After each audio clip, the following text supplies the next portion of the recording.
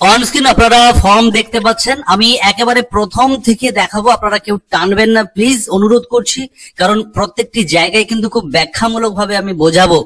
দেখুন, উপরে নির্বাচন কমিশন লেখা রয়েছে, গণনা ফর্ম লেখা রয়েছে। এটা নরমালি প্রত্যেকের আপনাদের থাকবে, এটা নিয়ে অসুবিধে নয়।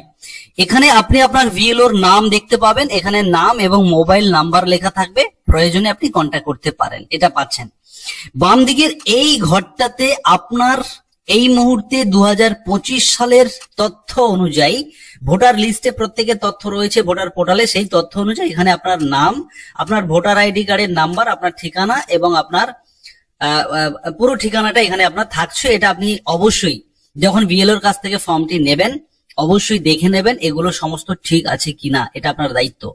এবারে এইখানে দেখছি দ্বিতীয় যে কলাম রয়েছে, এখানে আপনার সিরিয়াল নাম্বার থাকবে, আপনি যেখানে ভোট দেন সেগুলো থাকবে, আপনার বিধানসভা রাজ্যের নামগুলো থাকবে। প্রত্যেকটা এগুলো আপনাদের লিখতে হবে না, আপনারা জাস্ট দেখে নেবেন সঠিক রয়েছে কিনা, এটা আপনাদের কাজ। এবারে আসছি, এটা একটা কিউআর কোড থাকবে এবং এই ডান দিকে থাকবে আপনার একটি ফটো, মানে যে ফটোটা আপনার পোর্টালে, মানে ভোটার পোর্টালে 2025 সাল পর্যন্ত আপনার যে ভোটার পোর্টাল লাস্ট আপডেট যে ফটোটা আপনার পোর্টালে রয়েছে সেই ফটোটা আপনি এখানে পাবেন। এবং এই জায়গাটিতে আপনাকে একটি রঙিন ফটো মারাতে হবে। 2 কপি ফটো আপনি তুলে আনুন বাজার থেকে পারুন, বা যে কোনো ভাবে 2টো কপি ফটো আপনি ম্যানেজ করবেন। 2টো ফর্ম আপনি পাবেন, 2টো ফর্মেই একটা একটা করে এই জায়গায় আপনি মারিয়ে দেবেন। পাসপোর্ট সাইজ, অনেকেই কনফিউজ হচ্ছেন যে পাসপোর্ট না স্ট্যাম্প। দেখুন, পাসপোর্ট সাইজ মানে যে সাইজটা আপনাদের হয় সেটা এখানে মারাবেন, অসুবিধা নেই। একটু বেরিয়ে, এই যে ঘরটা, এই ঘর থেকে যদি একটু বেরিয়ে যায় এদিক ওদিক, কোনো অসুবিধা নেই, এটা নিয়ে খামোখা টেনশন করবেন না। এবারে আসছি জন্ম তারিখের জায়গা। এই জায়গায় আমি আপনাদেরকে একটু ক্লিয়ার করে দিই, আপনাদের ভোটার কার্ড অনুযায়ী আপনারা জন্ম তারিখ লিখবেন। যাদের ভোটার কার্ডে জন্ম তারিখ উল্লেখ আছে তাদের নো টেনশন, যাদের জন্ম তারিখ উল্লেখ নেই বিভিন্ন ভাবে ইনফরমেশন দেওয়া থাকে, এক্স এক্স দিয়ে এই জন্ম, এই দিন এবং মাসটা এক্স এক্স দিয়ে থাকে, পরে সাল থাকে। আপনারা এই এক্স এক্স টাকে যদি সালটা আপনার সঠিক ম্যাচ করে যায়, যে সালটা ঠিক আছে, আর এক্স এক্স এর জায়গাতে আপনার কোনো জন্মের প্রুফ আছে, ধরুন আপনার বার্থ সার্টিফিকেট আছে, মাধ্যমিক সার্টিফিকেট আছে, তাহলে সেটা ধরে আপনি এখানে দিন মাসটা বসাবেন, আর সাল তো আপনার ঠিকই থাকছে, অসুবিধা হবে না। যাদের কোনো জন্মের প্রুফ নেই, ভোটার কার্ডে শুধুমাত্র জন্ম সালটা রয়েছে, এক্স এক্স রয়েছে, আপনারা এক এক বসিয়ে দেবেন। যাদের ভোটার কার্ডে জন্ম তারিখ উল্লেখ নেই, ধরুন 2020 সালে আপনি ভোটার কার্ড করেছিলেন, সেই সময় আপনার বয়স হয়েছিল 18 বছর, তাহলে 20 সালে যদি আপনার 18 বছর হয় তাহলে 25 সালে কত বছর বয়স সেটাকে আপনাকে হিসেব করে নিয়ে এখানে আপনি এক এক দিয়ে সালটা দিয়ে এইভাবে আপনি লিখবেন। যাদের ভোট কোনো ইনফরমেশন বার্থ রিলেটেড নেই, মানে জন্ম সার্টিফিকেট বা জন্ম রিলেটেড নেই, আপনারা এইভাবে ক্যালকুলেশন করে বসাবেন। ক্লিয়ার করে দিয়েছি। এবারে আসছি আধার নাম্বারটা, যদিও এখানে বলা হচ্ছে ঐচ্ছিক, মানে দিতে পারেন নাও পারেন, কিন্তু আপনি যেহেতু আধার কার্ড আছে আপনার এবং আপনি বৈধ নাগরিক, সেক্ষেত্রে আপনার ভয় পাওয়ার কোনো কারণ নেই। আপনি আধার নাম্বারটা এখানে উল্লেখ করে দেবেন, 12 ডিজিটের আধার নাম্বার পরিষ্কার করে লিখবেন। দেখুন, আমি ইংলিশে লিখেছি, এই নাম্বারগুলো ইংরেজিতে লিখেছি, নামগুলো বাংলায় লিখেছি, এভাবে ফিল আপ করবেন। এবারে মোবাইল নাম্বারটা, আপনারা অনেকে প্রশ্ন করছেন কতগুলো মোবাইল ব্যবহার করা যাবে। আপনার ফ্যামিলিতে আপনি 3টে 4টে 5টা দিন না, তেমন তো কোনো ইলেকশন কমিশন থেকে বলে দেয়নি যে আপনি একটা মোবাইল একজনের ব্যবহার করতে পারবেন, যেহেতু কোনো ইনস্ট্রাকশন নেই। আর আপনারা একটি মোবাইল ব্যবহার করতে পারেন, তবে যদি আপনার বাড়িতে মোবাইল ফোন অ্যাভেলেবেল থাকে তাহলে প্রত্যেকের ফর্মের জন্য প্রত্যেকের দেবেন। যাদের অ্যাভেলেবেল নেই তারা 3টে 4টেতে ইউজ করুন, কোনো অসুবিধা নেই। এবারে আসছি পিতা মাতা অভিভাবকের জায়গা। এইখানে একটা সমস্যা হচ্ছে কি, মেয়েদের ক্ষেত্রে, যারা বিবাহিতা মেয়ে রয়েছেন, মহিলা রয়েছেন, আপনাদের ক্ষেত্রে আপনারা কনফিউজ হচ্ছেন যে এখানে স্বামীর নাম লিখবো না বাবার নাম লিখবো। আবার কেউ কেউ বোঝাচ্ছেন যে নিচে তো স্বামীর নাম লেখার একটা জায়গা রয়েছে, সে কারণে এখানে বাবার নাম লেখা ভালো। দেখুন, সবটাই যুক্তিযুক্ত, সবটাই যুক্তিযুক্ত, কোনোটা ভুল নয়। আমি বলবো যে আপনার ভোটার আইডি কার্ড যেটা রয়েছে, আপনার হাতে যে কার্ড রয়েছে, সেই কার্ডে আপনি দেখুন যে আপনার বাবার নাম রয়েছে নাকি স্বামীর নাম রয়েছে। যদি স্বামীর নাম, এখানে দেখুন আমি 2025 লিখে রেখেছি এই কারণে, কারণ আপনার হাতে যে কার্ডটি রয়েছে ভোটার কার্ড, সেই কার্ডে আপনি দেখুন কার নাম রয়েছে, তার নামই এখানে লিখুন। এটাও ভুল নয়। যদি আপনি মনে করেন বাবার নাম লিখে দেবেন, সেটাও ভুল নয়। অতএব এটা নিয়ে কনফিউজ হওয়ার কোনো জায়গা নেই, যেটা খুশি আপনি সেটা লিখুন। এবারে আসবো পিতা অভিভাবকের এপিক নাম্বার, মানে আপনি ওপরে যার নামটা লিখলেন তিনার ভোটার আইডি কার্ড নাম্বারটা দেবেন। এবারে অনেকে বলছেন যে বাবা, ধরুন বাবার নাম রয়েছে, বাবা মৃত, তাহলে ভোটার আইডি কার্ড কি দেবো? দেওয়ার দরকার নেই। যদি মৃত হয়ে যায় তাহলে ওনার ভোটার আইডি ইনফরমেশন দেওয়ার দরকার নেই। এখানে তো পরিষ্কার যদি থাকে লেখা রয়েছে যে বাবা মারা গেছে, ভোটার আইডি কার্ডটা আপনি সারেন্ডার করে দিয়েছেন, সে কারণে আপনার ভোটার নেই, সে কারণে আইডি নাম্বারটা দেবেন না, ফাঁকা রাখবেন। যাতে জীবিত এবং অ্যাভেলেবল রয়েছে আপনারা দিয়ে দিন। একইভাবে মায়ের নাম লিখবেন এবং নিচে মায়ের যে এপিক নাম্বারের যে ঘরটা রয়েছে সেখানে আপনি এপিক নাম্বার লিখবেন। মা যদি বেঁচে থাকে অবশ্যই এপিক নাম্বারটা দিন যদি আপনার হাতে থাকে। যদি মারা যায় তাহলে এপিক নাম্বারটা লেখার দরকার নেই, কিন্তু মায়ের নামটা এখানে আপনি উল্লেখ করুন। এবারে আসছি স্বামী স্ত্রীর নামের জায়গায় যারা বিবাহিতা বা বিবাহিত পুরুষ মহিলা উভয়ের ক্ষেত্রে, তাদের জন্য এই দুটো ঘর। যারা আনম্যারিড অবিবাহিত মহিলা কিংবা পুরুষ তাদের জন্য এই দুটো ঘর নয়, আপনারা ফাঁকা রাখবেন। আর যারা স্বামী তারা স্ত্রীর নাম লিখবেন এবং স্ত্রীর এপিক দেবেন, যারা স্ত্রী তারা স্বামীর নাম লিখবেন এবং এপিক দেবেন, এইভাবে লিখবেন। এবারে চলে আসছি এই যে দুটো কলাম, এই দুটো কলামে আপনাদের মাথা ঘুরছে, আপনারা টেনশনে পড়ছেন, খাওয়া দাওয়া প্রেসার সুগার সব হাই হয়ে যাচ্ছে। আমি এই জায়গায় আপনাদেরকে কনফার্ম করে দিচ্ছি, একেবারে কনফার্ম, নিশ্চিন্তে ঘুমাবেন এই কথাগুলো শোনার পরে। প্রথমত হচ্ছে সর্বশেষ এসআইআর মানে 2002 লিস্টটা আপনি হাতে নিন। এবারে বলি, যদি আপনার এই যে ফর্মটা যার নামে, তিনার যদি 2002 লিস্টে নাম থাকে এই ঘর ফিল আপ করবেন, যদি না থাকে এই ঘর ফাঁকা যাবে। এখন আমি ধরে নিচ্ছি আপনার 2002 লিস্টে নাম রয়েছে, আপনি এই ঘরটা ফিল আপ করবেন।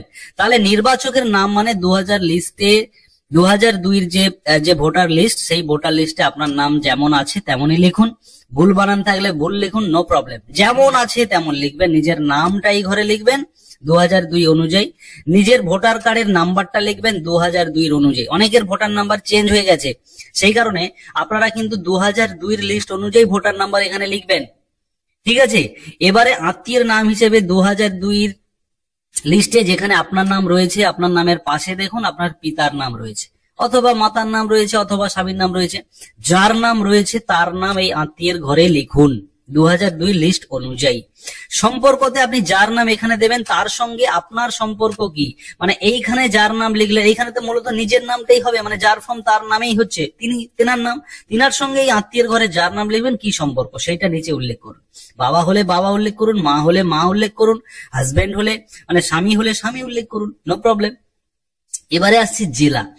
জেলা আপনার তখন 2002 তথ্য অনুযায়ী যেমন জেলা ছিল জেলা লিখবেন, রাজ্য লিখবেন এবং আপনার বিধানসভা যা ছিল তখন সেটাই লিখবেন। এখানে বিধানসভার নাম্বারটা দেবেন, অংশ দেবেন, ক্রমিক নম্বর দেবেন, সবই 2002 ইনফরমেশন ধরে। একেবারে এটা নিয়ে আমার মনে হয় আর কোনো প্রশ্ন চিহ্ন আপনাদের থাকবে না। এবারে চলে আসছি ডান দিকের এই ঘরটা, যেটা আরো ক্রিটিক্যাল, আরো আপনাদের প্রেসার সুগার হাই করছে। দেখুন এখানে আপনি প্রথমত যদি আপনার 2002 লিস্টে নাম থাকে এই ঘর ফিল আপ করুন, এই ঘর ফিল আপ না করলেও চলবে, এই ঘর ফিল আপটা না করলেও চলবে। 2002 তথ্য ধরে আপনি আপনারটা ফিল আপ করুন। যদি আপনার নিজের নামে না থাকে তাহলে বাবার নামে রয়েছে, যদি না থাকে মায়ের নামে রয়েছে, যদি না থাকে ঠাকুরদা, যদি না থাকে ঠাকুরমা। কখন এটা হচ্ছে 2002 লিস্ট ধরে। তাহলে আমি ধরে নিচ্ছি আপনার বাবার নাম আছে, তাহলে এখানে নামের ঘরে আপনার বাবার নাম লিখুন। এইখানে এপিক নাম্বারের ঘরে আপনার বাবার সেই 2002 লিস্ট ধরে যে ভোটার কার্ডের নাম্বারটা রয়েছে সেটা লিখবেন। আত্মীয়ের ঘরে আপনার বাবার নামটা লিখবেন, ওই 2002 ভোটার লিস্টে দেখুন বাবার নামের পাশে বাবার নাম রয়েছে, সেটা লিখবেন। এবারে আসছি সম্পর্কের জায়গা। এটা বলার আগে আপনাদের বলে দিই, যদি মায়ের নাম হয় মায়ের নাম লিখবেন, মায়ের ওই তালিকাতে 2002 তালিকাতে কি নাম আছে সেটা দেবেন। ঠাকুরদা হলে ঠাকুরদার নাম লিখবেন, 2002 তালিকাতে দেখুন ঠাকুরদার বাবার নাম থাকবে, বাবার নাম দেবেন। একইভাবে ঠাকুমার যদি হয় স্বামীর নাম থাকতে পারে, বাবার নাম, যেটা থাকবে সেটাই আপনি এখানে লিখুন। এবারে আসছি সম্পর্ক। দেখুন আমি অন্তত জীবনে কয়েক হাজার ফর্ম ফিল আপ করেছি, অনলাইন কিংবা অফলাইন।